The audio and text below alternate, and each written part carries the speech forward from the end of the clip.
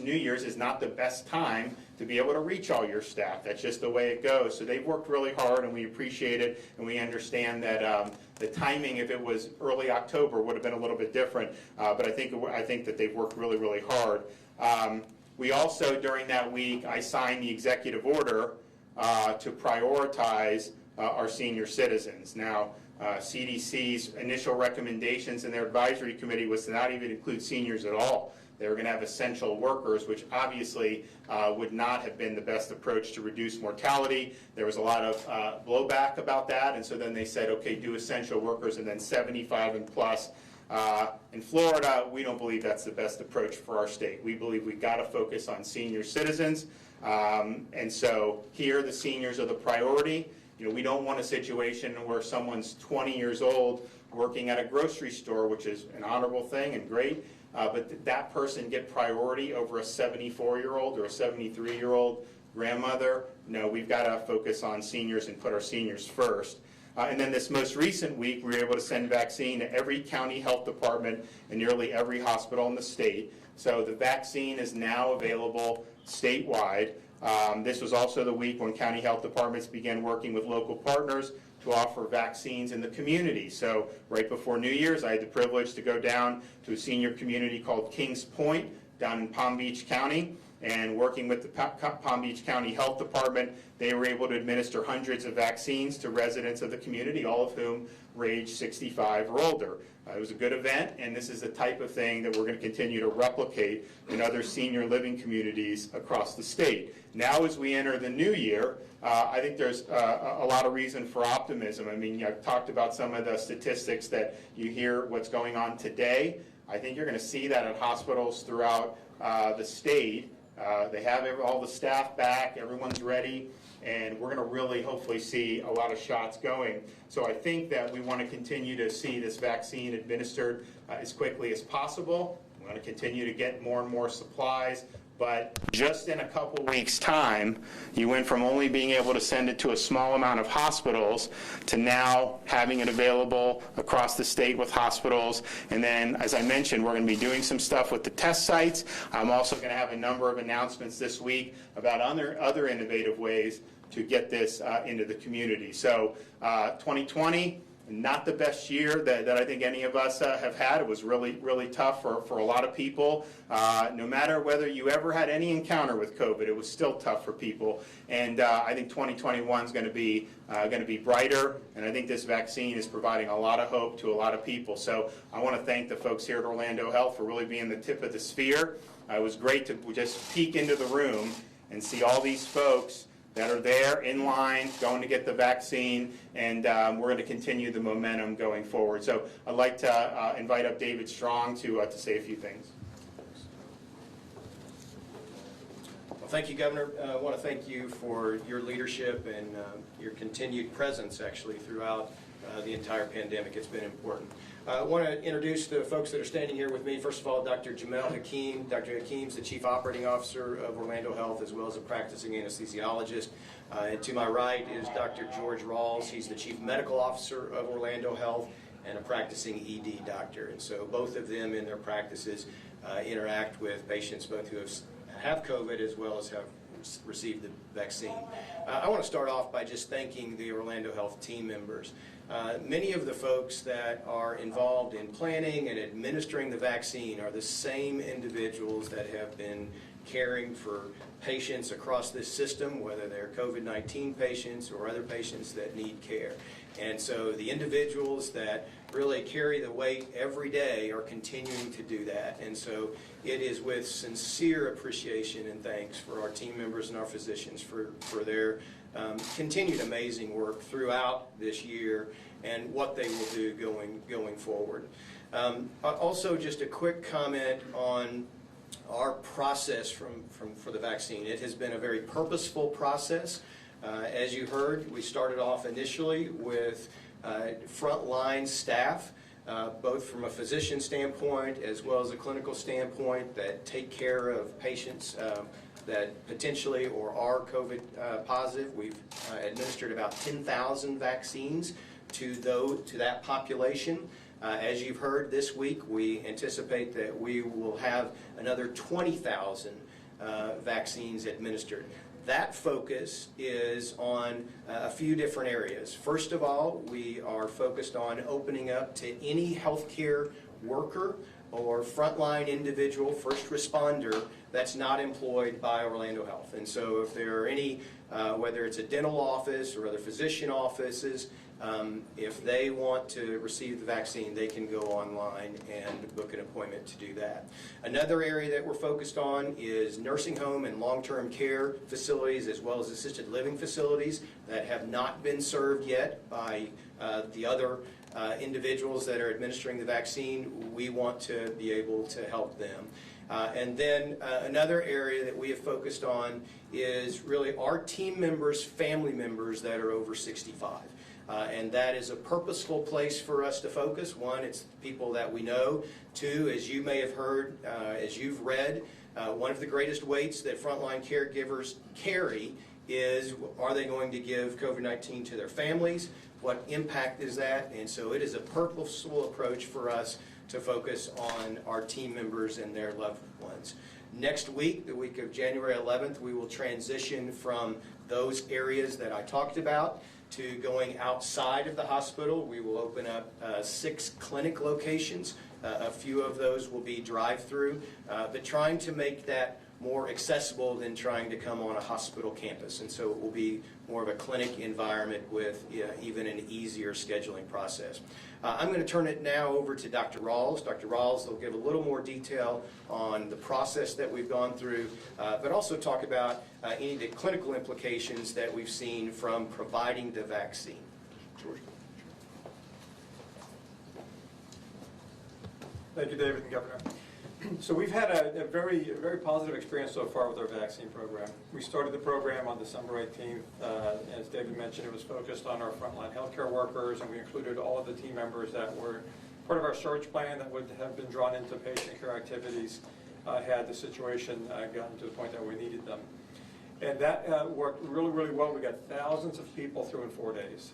To this point, we have about 10,000 people that were part of that group that were vaccinated that are now coming back in for their second dose of the Pfizer vaccine this week.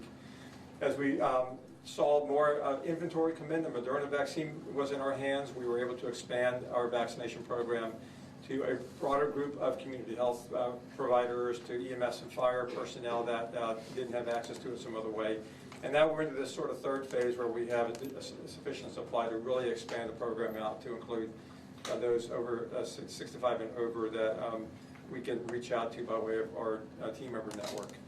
So our goal this week is to get through the 20,000 doses that we had set out, and then continue to work towards a new phase of this come the week of January 11th, where probably the easiest way to describe it is we want to normalize the vaccine process into the regular process of getting your health care, where it's not a special thing you have to do, go to a special site. We want to make this available, something that's very easy to access, and make sure that as the inventory grows, the options grow for us, that we have the ability to make that just, again, easier and more accessible for our patients and for the entire community.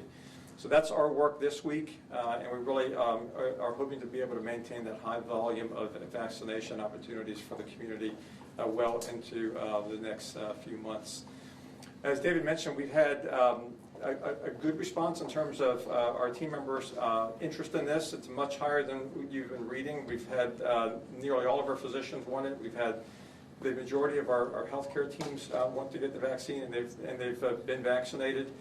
And probably most importantly, we haven't seen adverse reactions to the point that it's of any way concerning to us. We've had very few people report anything. We haven't had team members out of work because they got a vaccine and felt sick. Obviously, there's more to follow. We have a second dose coming up, and we're going to track that very carefully. But the reason why I mention that is that's one of the things that holds people back. Is like, what if I get a vaccine and then I can't go to work? You know, at the end of the day, it's possible, but we haven't seen that. And I would just like to reassure those that have that in mind as a reason not to get it now, that our experience on the ground has been very positive on that front. So again, we're looking forward to continuing the strong partnership with the governor's office, with our local public health officials, and make sure that we are able to do for the community what we can do to make sure vaccine is not held on a shelf somewhere that we're doing, as the governor said, get the shots in people's arms. Well, thanks again. I think that you guys have really worked hard. We really appreciate all that you've done. And just to remind folks, when you have that vaccine in any of the hospitals, we want you to use the vaccine. If you're not using it, then we're going to make sure that additional allotments are going to be reduced and then expanded in places where they're really making good use of it. So it's not the easiest thing. We understand that, but this is really, really important. So I thank all the folks throughout the state who've worked really, really hard to be at this point. And I'm just optimistic that seeing what's going on here. I mean, I knew they would be doing good, but the numbers that they're talking about today, I mean, is higher than I anticipated. And so that's what we want to keep seeing. We want people to be able to get the shots, and that's going to be a good thing for a lot of folks throughout the state. And speaking of shots, I think we have a demonstration. So I think we're going to have a variety of people. I know we have, there we go. So we got, and then you have patients. Okay, great. So we have first responders. How many total are we doing? 5. So you have 2 first responders, a nurse, And two over 65. and 2 elderly. Yes. Okay, so 5 shots, first responders, I think 1 healthcare worker, and then 2 65 and over. Take it away. Now so they're at this point, just to explain, they have to sign a form, the emergency use authorization. You give them kind of the rundown on that, and then obviously it's their decision whether they want to get the shot or not. No consent to it, they'll be given a card to use and come back for the second dose as well. Okay, so you guys already have your card for the second dose. We did. And is this Moderna or Pfizer? This is the Moderna. Moderna. So Moderna would be basically almost a month, 28 days. So if they're getting it in early January, they're going to be back probably sometime in early February, and that's great. Take it away. Since I'm sitting here, you can go left. Oh. I'll make it easy. Thank you. Chief been working out because it was honored. And you guys both work Longwood Fire? Yes, sir. I didn't see you over there. How's it going? Good to see you. Ready? I'm ready.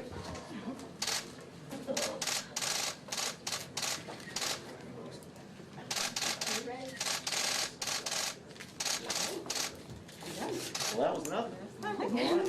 Thank you very much. All right. Great job. Good job. All right. No.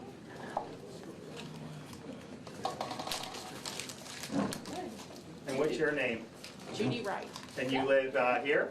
I do, yes. And I'm, work at San Lando United Methodist Church, just down the Oh, street. wonderful. And our pastor, Jonathan Tarman, made me come today. He's worried about me, so here I am. Good. And my Well, husband. seems like it's going to go well. We've had a lot of good success, sir. Thank you. Good job. Oh.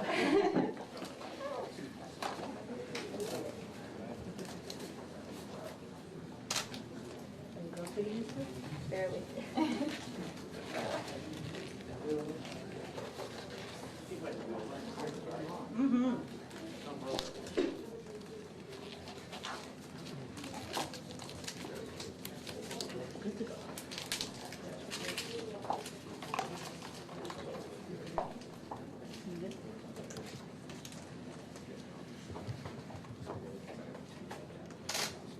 Governor, you mind if we ask you a question while they're doing that? As soon as they're done, we'll open that. All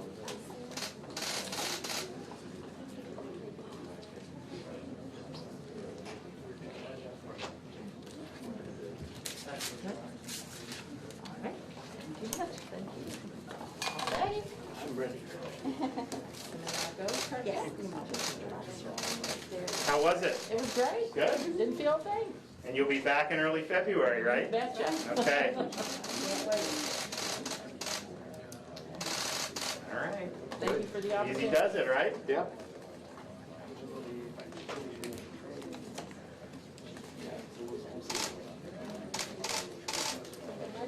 Good and golden. Well, thanks for coming, guys. You have a happy new year. You too. All right, we got one more.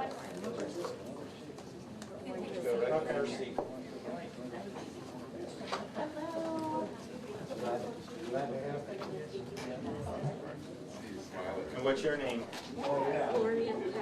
You live in Seminole County? Yes, I do. Great. And you have an appointment to come back in when, early February? Good.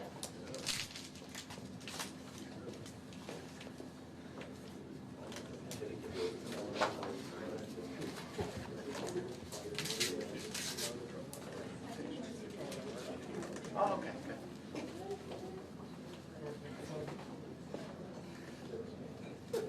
And you have a child, a son or daughter that works here? My daughter-in-law. Oh, daughter-in-law? Okay. Great.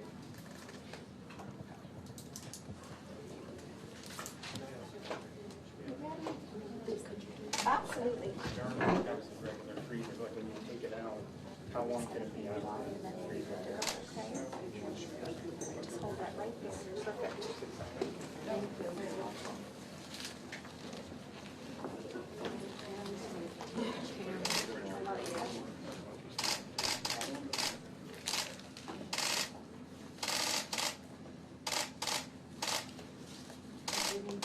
Good.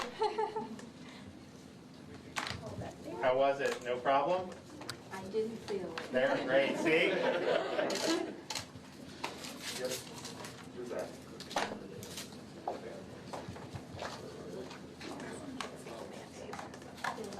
You're All right. welcome. Good job. Have a happy new year. Happy New Year Yeah, to you. absolutely. Well, there you go. And I gotta say, we've been now doing these for a few weeks. We've been doing the demonstrations, and there's never been a hitch in the giddy up. No problem with anything. It's just, you know, it's a needle. Some people don't like them, but it's not been any issue. Everyone's been fine with it, and so we want to thank you guys for doing it. I know you're going to do a lot more today, so we appreciate it. With that, we'll take a couple. Yes, sir. So, Governor, I just want to ask about you've heard about the nationwide, in some cases, criticism. I'm talking nationwide, but you seem to be very in tune with that. You talk about kind of ramping it up things here in Florida. You said the time is now. You said hospitals. You have gotten 80% of the doses from the state to the hospital. Do we know, are the hospitals pushing them out quickly enough? You said you would take them away from the hospitals if they don't do it. So we're, that's going to be evaluated. Now, I said, 2 weeks ago, I said, look, there's going to be a decline Christmas and even Christmas Eve and Christmas, and there's going to be a decline New Year's Eve. And that happened. I mean, that's just the reality of the situation. You know, Israel has done, in the U.S., I think we're third per capita in doses administered in the world right now. Israel's number one with the bullet. I can tell you, if Israel got those doses 2 days before Passover, they wouldn't have gotten as many. That's just the reality.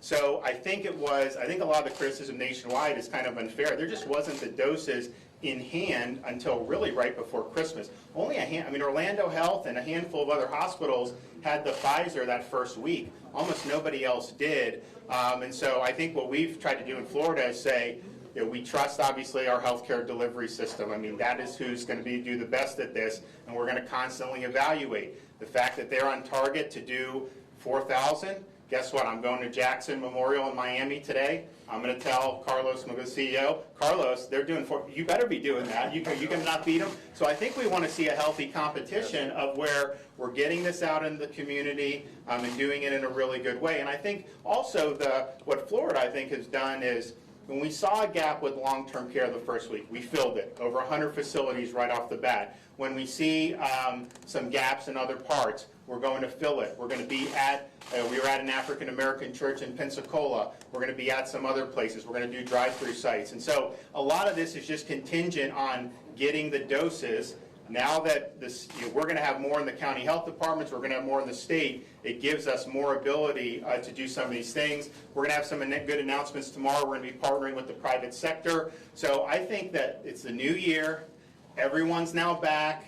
Christmas, New Year's it is what it is. The hospitals are not fully staffed like they would want to be. I mean, that's just the nature of it. Now we're in a situation where I think what they're doing at Orlando Health is a great model. I think other hospitals are going to be doing it. And I think you're going to see those numbers, not just in Florida, but nationwide really jump.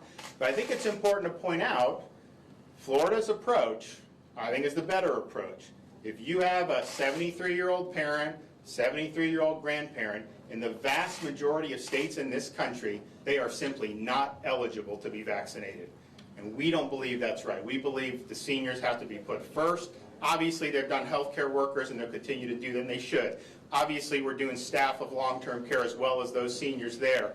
But our senior population deserves to be the priority. We were the first to come out of the gate on that. We've had Texas and I think Louisiana, Georgia, Colorado has followed suit. But I can tell you, that's the way to go. And we're going to continue to build capacity as we get more doses in. So I'm optimistic. Governor, what does that pipeline You look like initially at started this point? vaccine distribution with healthcare workers, and now it's expanding to those 65 and older. Are you considering adding teachers to that list? Not at this time. I mean, any teacher that's 65 or older or who meets other criteria. I mean, for example, the hospitals have the ability to vaccinate somebody regardless of age if they're especially vulnerable to COVID. But basically, this is for us, this is based on data.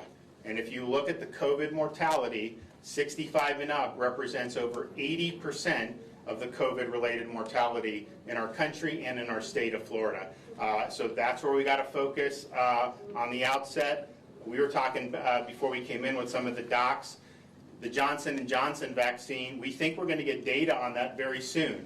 They could file for emergency use authorization potentially this month, but certainly I would think by the beginning of February.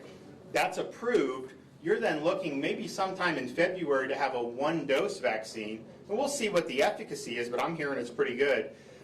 One-dose vaccine produced to scale, that is where I think you can get in easier to folks who are in the workforce. But the fact is, just based on the data, the average person under 65 in our workforce has been at less risk than our senior population to COVID. So we're going where the risk is greatest. We're going where we can have the most impact on saving lives. Governor, what's the next subgroup going to be? Do you know when shots are coming in, how many for next week and the following weeks? Because it sounds like you're really gearing up your troops, but... So we get the final report, I mean, usually maybe 3 days before it ships. Now that Moderna and Pfizer both have EUA, it's a little bit more predictable, I think. So we basically get an allotment, and then we determine kind of how to do it. So for example, Orlando Health, if they do 20,000, and David said, you know, we could probably do 30,000 next week, then maybe we do that. And if someone else has been given a lot and hasn't gone through it, maybe we dial that back. So, but we usually know the week before the precise amounts.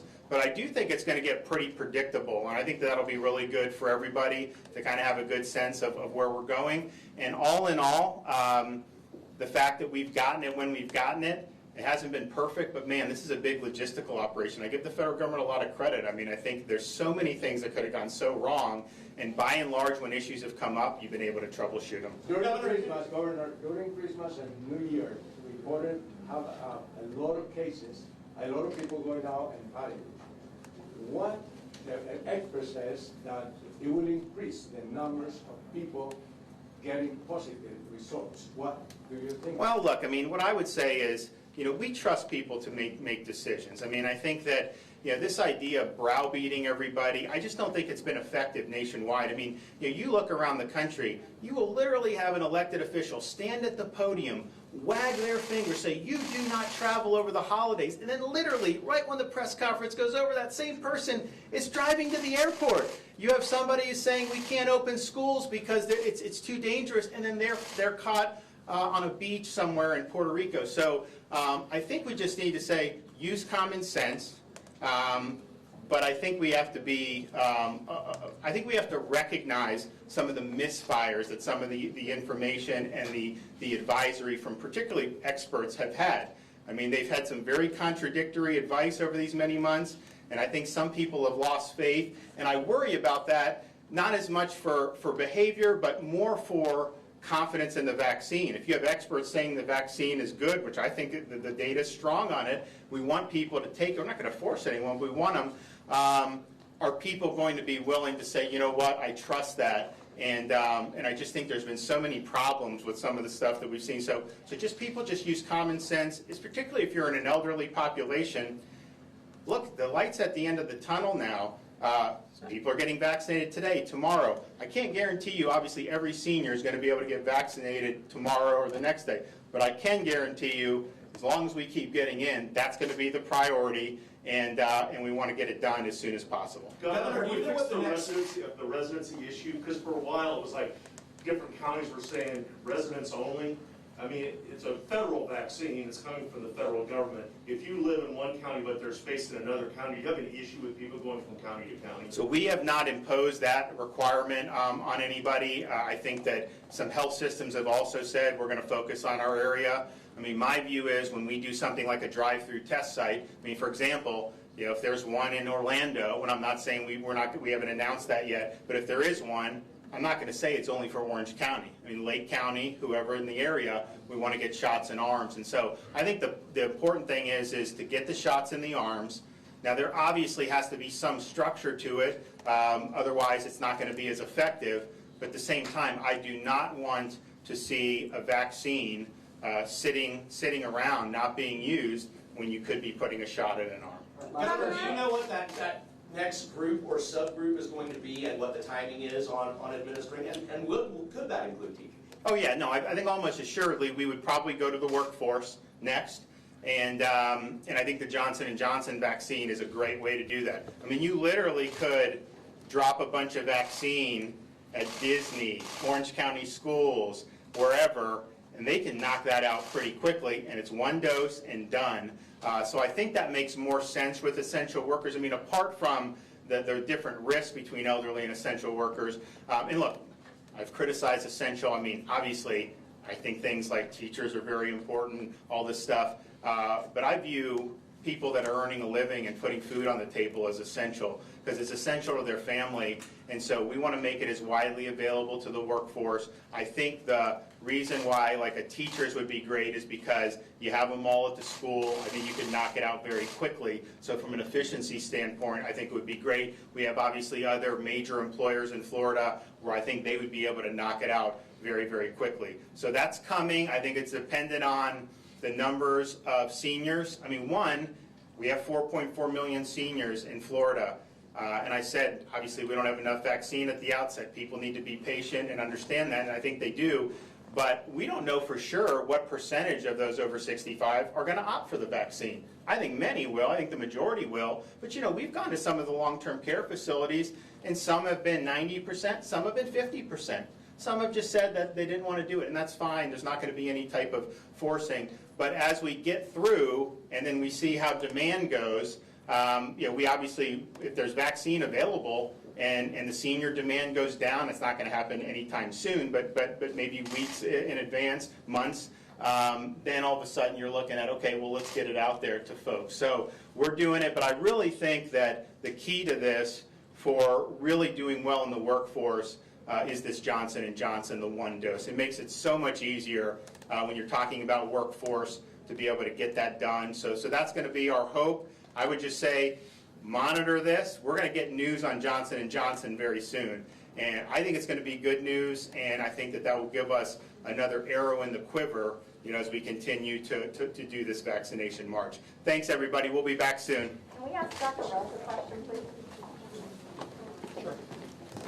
When it comes to what you guys are going to start doing next week, does that mean that if you're over 65 and come to one of your facilities and get shots? Everything's good? Yeah, so that's the goal for next week, is to make it more available to a larger group of folks that are 65 and older, and to include folks that are younger than that has medical conditions that make them more at risk. The one thing I would say is that because of the logistics of this vaccine distribution, it does require scheduling. So we've really struggled with that even this week with walk-ins, as much as we'd like to accommodate all that. The supply forces us, the fact that the uncertainty about the supply forces us to say we know how many people are going to come for any given day or any given week. So that's the plan for the coming week. So are you going to have a website set up for that yet, where the general public can sign up? Yes, that work is happening this week, so we're trying to sophisticate our scheduling platform, and also making sure that the communication that goes out is really, really clear about how to get it done within our system. Dr. Ross, the governor mentioned numbers. He said 90% of physicians here at Orlando have gotten the vaccination, 75% of nurses. One, is that accurate? Did those numbers come from you? And two, what do you do with the 25% of nurses who have not taken it? Do you move them to different floors? Are they kept away from COVID patients? How does it work? Yeah, so the numbers are accurate. I don't have the numbers to give you right now, as far as the specific number. What I can tell you is that we know the majority of our healthcare staff has been vaccinated, and it's much higher in the physician and advanced practice professional group, which is really great. Which means, those that are closest to patients know that this is an important game changer in the pandemic response. What do you do about those that don't want it? It's a personal choice right now. There are still really, really good ways to protect patients if you're a healthcare provider, if you decide for some reason that's not what you wanted to do. So we're respecting people's right to make that decision for themselves. Just, vaccination doesn't change anything in terms of our infection control practices. Everybody in our hospital, as you all know, they have to wear a mask at all times, except when they're talking to a microphone. Or for patients as well. Even if a patient's been vaccinated, they'll still be masked when they come in. So we've maintained our infection control measures in place. As this sort of evolves and moves on, if there might be come a point in the future where mandating vaccines becomes more of a sort of common conversation. That's not where we are right now. So people have a right to decide. We're hoping that the information that they have available to them leads them to the right decision. So from the people that you have been seeing, how many has adversity and what kind of adversity do you have? Yeah, very, very low in terms of adverse reactions. The most common thing that we're seeing, which is what you probably have read, is the little pain at the injection site, which you get with most vaccines. We've had some issues related to people responding to being stuck with a needle. That happens sometimes. They feel lightheaded. But in terms of adverse reactions, our workforce has not been impacted by this. So that was one of the biggest concerns that we heard early on is if you vaccinate, 7,000 to 8,000 healthcare workers at once, isn't it possible that you're going to have a massive amount of people out of work because of adverse reactions? We had no choice but to move forward with a plan to get the vaccine out there, but we did not see that. We did not have a large number of people miss work after a vaccine. In fact, I don't know if we had anybody miss work because of the vaccine. So when you put it on balance, I would say that risk that we took was worth it. And now moving into the second phase of Pfizer vaccines this week, we'll have to reanalyze that. But that's something that we're very, very careful about. How much of a heads up are you getting on, hey, this is the amount of doses you're getting on XYZ day, and has it been on time with what you're promising? It's been on time so far, so good. The supply is limited. For instance, the Pfizer vaccine, one of the biggest questions, or most common questions we get about dose 1 is, are you certain I'll be able to get dose 2? What if you don't get the dose 2 vaccine?